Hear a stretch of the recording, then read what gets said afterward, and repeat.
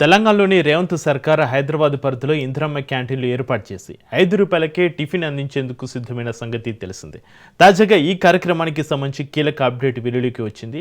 August 15 నుంచి ఈ పథకాన్ని ప్రారంభించేందుకు ప్రభుత్వం కసరత్తు చేస్తుంది. 15 ఆగస్టు నాడు ముఖ్యమంత్రి రేవంత్ రెడ్డి ఈ పథకాన్ని ప్రారంభిస్తారని సమాచారం. అయితే నగరం అంతటా ఒకేసారి ఇందిరమ్మ క్యాంటీన్లను ప్రారంభించకుండా ముందుగా కొన్ని ప్రాంతాల్లో వీటిని అందుబాటులోకి తెచ్చి ఆ తర్వాత మిగతా ప్రాంతాల్లో ప్రారంభిస్తారని తెలుస్తోంది. ప్రస్తుతం హైదరాబాద్ నగరం మొత్తం మీద 139 ప్రాంతాల్లో ప్రతిరోజు మధ్యాహ్నం ₹5కు భోజనం పెడుతున్నారు. ఇక బ్రేక్ఫాస్ట్ కార్యక్రమం కూడా ఈ అన్ని ప్రాంతాల్లో అందుబాటులోకి తేవాలని రేవంత్ సర్కార్ భావిస్తుంది. దీనిలో భాగంగా ముందుగా 60 ప్రాంతాల్లో ఇందిరమ్మ క్యాంటీన్లలో బ్రేక్ఫాస్ట్ అందించే కార్యక్రమాన్ని ఆగస్టు 15న ముఖ్యమంత్రి రేవంత్ రెడ్డి ప్రారంభిస్తారని సమాచారం. అయితే దీనిపై అధికారిక ప్రకటన రావాల్సి ఉంది. తెలంగాణ ప్రభుత్వం ఇందిరమ్మ క్యాంటీన్ల ద్వారా సామాన్యులకు తక్కువ ధరకే నాణ్యమైన ఆహారం అందించేందుకు చర్యలు తీసుకుంటుంది.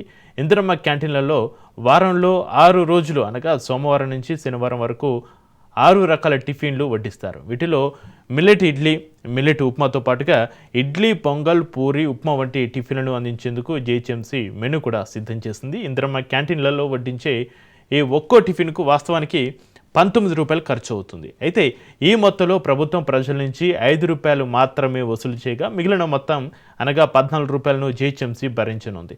ప్రస్తుతం జీహెచ్ఎంసీ పరిధిలో ఉన్న అన్నపూర్ణ స్టాల్స్ అన్ని పూర్తిగా డ్యామేజ్ అయి శిథిలావస్థకు చేరుకున్నాయి.